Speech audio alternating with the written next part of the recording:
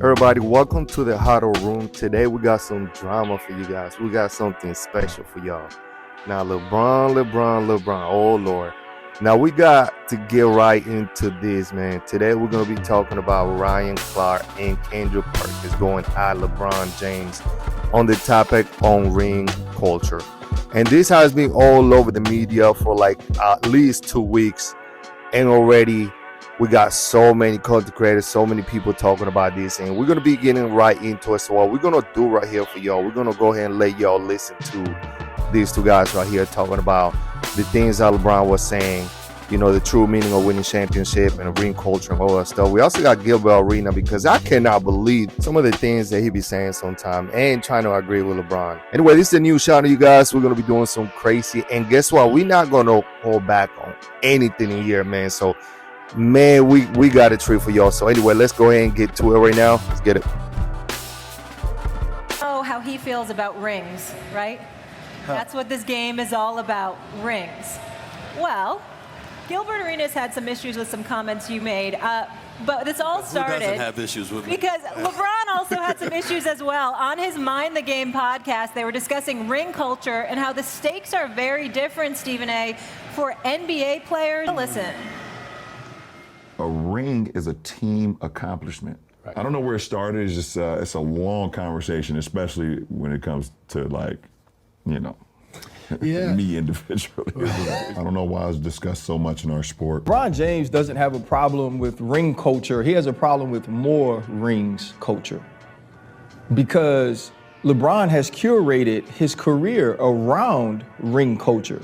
Because if he didn't, LeBron James never goes to South Beach. He went to South Beach because he understood that as individually dominant as he was nothing without those rings. And what's funny also, too, about LeBron is the fact that he's talking about the accumulation of something when that's the exact argument that all of his fans, all of the people that say he is the greatest, use. His accumulation of points over a certain amount of time, accumulation of assists, accumulation of rebounds. The reason he's pointing out the more rings culture is because he hasn't accumulated more rings than the person that he's chasing.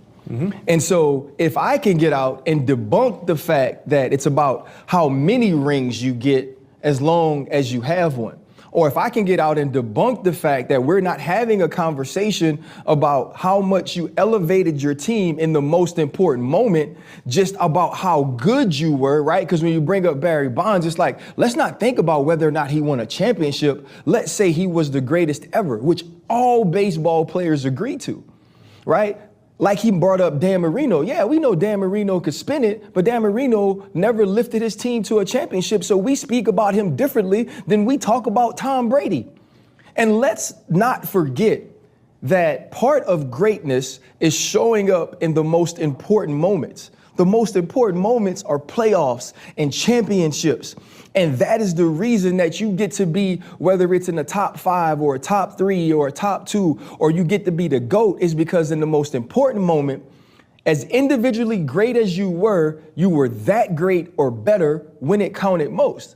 And so LeBron James is extremely intelligent. He knows that if now he comes out and says, hey, it's not about how many rings you accumulate, it's about how you played individually. Now, all of his fans, his people that say he's the GOAT can point to those numbers as long as you don't point to the amount of rings that somebody won, because that's the conversation or argument that he can't win. And I think for him, right, it's hypocritical because you shaped your career early on around winning championships because you knew championships could make you the GOAT. You even said, when I came back 3-1 against the Warriors, that made me the GOAT because I won that championship. Now, all of a sudden, because maybe there's a fear you won't win another one, championships or amount of championships don't matter. Got 34.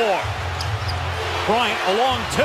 All right, you guys, y'all heard it right there from Ryan Clark, man. He absolutely destroyed LeBron James. I mean, finally somebody in the media that is not the Stephen A. Smith, the Nick Wright, the, you know, Shannon Sharpe, like those people, man, they like LeBron all day. And these people, no matter what LeBron do, man, they just be behind LeBron all day. And Ryan Clark right here absolutely destroyed the idea that championships now all of a sudden it's a team accomplishment. Like, what do you mean? Like, when he won in 2016, did he call this was a team accomplishment, or did he say this made me the greatest player of all time? Like, he always coming out with excuses. Now, let's be honest, you guys. Ever since LeBron noticed that he's not getting close to the 5 and the 6, he's gonna have to keep playing as long as he can so he can get put up all these numbers, and then people and like Ryan Clark just say, and his fans and people that follow him, then they can have that debate. Now, let's be honest though. Basically, what you're telling me is that for now on, people instead of playing for championship, we should just play for stats. But anyway, let's get into Kendrick When you Perkins real think quick. about championships, should it take away from your greatness, right? If you're all-time great? No. But it definitely enhance your greatness, okay? It definitely enhance your greatness. Because listen to this. No one remembers all-stars, okay?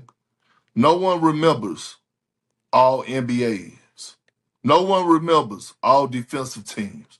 No one remember none of that shit. People remember champions. If I ask you who was the champion in 2004, I know I can think of it right off the top of my head, the Detroit Pistons. Ask me who was the champion in 2000, 1999, 2001, Kobe and Shaq, right? The list goes on. 2008, damn it was me, right? People remember champions. Champions are with you for the rest of your life once you're a champion. Wherever you go, people are going to remember you not for the all-star games that you made, but for the championships that you won. So let's not start moving the goalposts and lowering the standard and acting like, nah, championship matters.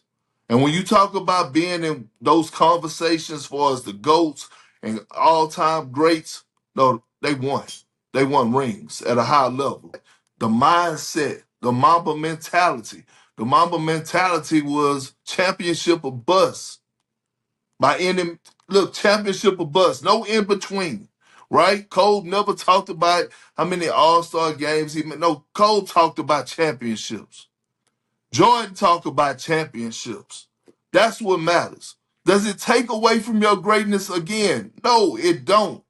But it definitely adds to your greatness. Okay, so we heard Kendrick Perkins right there, man. Like, if you guys being honest, has anybody ever said that Iverson, Charles Barkley, Tracy McGrady, any of these greats that don't have a championship, has anybody ever said none of these players are great? At the end of the day, titles, y'all. If you guys are winning championship, your name is going to be mentioned with other great players. When you guys go to any basketball court, any arena, right? What do you guys see? The jerseys retire. Do they retire regular role players, or they retire great players? Like, that's just the way it is. Now, one of the things that Kendrick Perkins is saying is that yes, you can have all the accomplishments that you have, you know what I'm saying, all the accolades and things like that, the MVPs, the all-stars and things like that, and no one's gonna take that away from you. We all gonna say you are a great player, but is anybody gonna say you are a top 5 player, you are a top 2 player, top 4? Those numbers right there, top from 1 to 10, those top players right there, those players are different. They the elite players that won championships, and they did something different. Now, if you put players like, let's say that Kevin Durant, for example, if you take Kevin Durant 2 championships, so take away Kevin Durant 2 championships. This is just an example, hypothetical, y'all. If he has no championship, but he's an all-time, when it comes to 4 or 5 times All NBA player, and then he's a 15-time All-Star player, and then he led the NBA in score 8 times, you know what I'm saying? And he got like 1 or 2 MVPs, and he got like 30,000 points, you know what I'm saying? 10,000 assists. Like, if you get Kevin Durant all those numbers, but he wins no championships, I guarantee you somebody say, yo, he's better than LeBron, right? Now, obviously, LeBron numbers are better. I'm just saying, let's say LeBron numbers weren't that like as high as KD, but LeBron has 2 championships, and he's an elite player, number 1 player. He, took Cleveland to the championship, won the Heat, all that stuff. And people say, hey, Kevin Durant is better because he got better numbers than you. I guarantee you LeBron is going to be upset as well, because he's going to be like, yo, I got 4 championships. I won multiple rings. Like, how is this dude that had no ring better than me? No one's going to say that, yo. So at the end of the day, championships do matter, man. We're going to get into this a little later, man, because we can go on and on about this conversation. Now, we do got to do another video on this, because this right here doesn't make any sense. LeBron James clearly is trying to create this narrative. He opened his podcast, to be honest, to try to rewrite history. And not only has he been doing this already for the few times that he already dropped a video, but you got people actually reacting to it, and you got people actually agreeing with him. Now, the people that disagree, like, we all can agree and disagree, I get it, but the people that agree, it's like, yo, y'all don't really see what this dude is doing. Like, what do you think LeBron is still playing at 40 years old? You think if LeBron has 7 championships right now, do you think he still will be playing? No. So he's still playing because, for one, now he got Luka. By you having Luka, you have your chances of winning is probably better than you not having a superstar next to you. You know what I'm saying? So LeBron is clearly still playing because he, for one, wants to get his numbers when it comes to points, rebound, assists. He wants all that stuff to be high. And he clearly just made a point. Championship, rings is a team accomplishment. Yo, has anybody noticed that winning an MVP is a team accomplishment as well? Because you got people like Gilbert Arenas talking about the same thing as LeBron, saying this and this is a team accomplishment. Individual accomplishment is what makes you great. So you having 3 to 4 MVPs, that's individual accomplishment, versus somebody only having 1 MVP. So you better than me because you got 3 MVPs. So when it comes to that, then basically the MVPs matters, not the championship. Are we kidding right now? Like, are we freaking serious right now? Like, what are we talking about, bro? So you gonna tell me that you winning 3 to 4 MVPs has nothing to do with a team accomplishment? How do you think you get to the first seed? Because if LeBron is dropping 30 points a game, and the team, let's say for the Lakers, let's say LeBron is dropping 30 points a game, but then the Lakers as a team average 100, what do you think those 70 other points come from? The team. So meaning that if your team played great, right, you got great role players, you got a good number 2, you got a good number 3, and then that team gets to the 2nd or number 1 seed. Yes, you did your part by leading that squad, by averaging more points than anybody on your team. But everybody on the team as well did their part. So you're gonna tell me that the reason you won that MVP is only because of you? Because it's not. Think about it, y'all. If you win that MVP because your numbers are great, but every time the voters pick an NBA player for MVP, the team has to be great, right? So the only time we haven't really seen a team winning MVP is like, Russell Westbrook when he won it when they were the number 6 seed. And that's because Kevin Durant left. And then you got the Joker as well, because you got Jamal Murray being hurt. So they were looking at it, he got number 6 seed, number 5, whatever. And he got all these great numbers, triple-double. They gave it to him. But for the most part, if your team is ranked 1 or 2 or 3 in the West or in the East on the conference, they give you the MVP if your numbers actually are great as well. So you have to have the numbers and the team success. So technically, it is a team accomplishment as well if you want to go ahead and look at it that way, because you will not win an MVP if it wasn't for your squad. But when it comes to that, then now you got Gilbert Arenas talking all this stuff about, oh, this is an individual, but the championship is a team.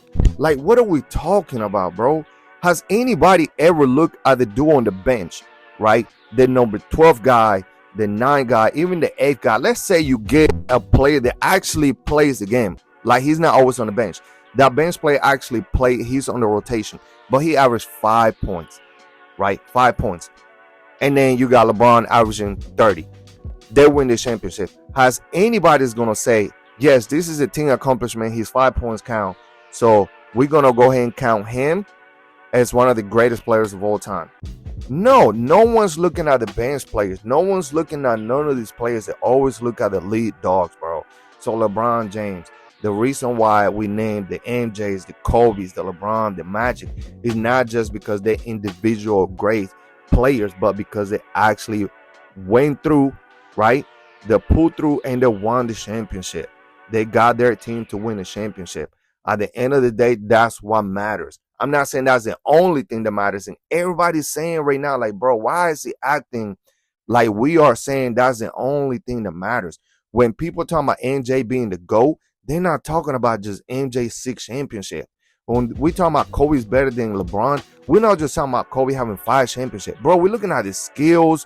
We're looking at the moves. We're looking at a lot of stuff. So I don't know, man. LeBron is just on another level right now, man, trying to create all these different stories, trying to, like Ryan Clark just said, like Kendrick Perkins just said, like, bro, what are we doing now? Like, he's trying to come out with some type of excuse because he's not close to winning another championship, and he ain't gonna win another one. And now that he got Luka, he know that's his only shot. But come on, bro. You went to Cleveland, you went to Miami. You know, you went to Cleveland for the second time. You went to Miami. Every single time it was because he was an elite player on that squad and he was trying to team up with. That was the only way he can win championship. LeBron is one of the greatest. All these LeBron fans, man, y'all be on this dude like he's freaking God, bro. Y'all really need to look and be like, yo, yeah, he is a great player, but he's not 1. He's not number 2. He might be number 3 or number 4, but y'all need to stop. But anyway, man, thank you guys once again for watching. We'll see you guys next time on the next one, the Huddle. We are here at the Huddle Room. I hope you guys enjoyed this video, and see you guys next time. Drop a like, subscribe. Let's get it.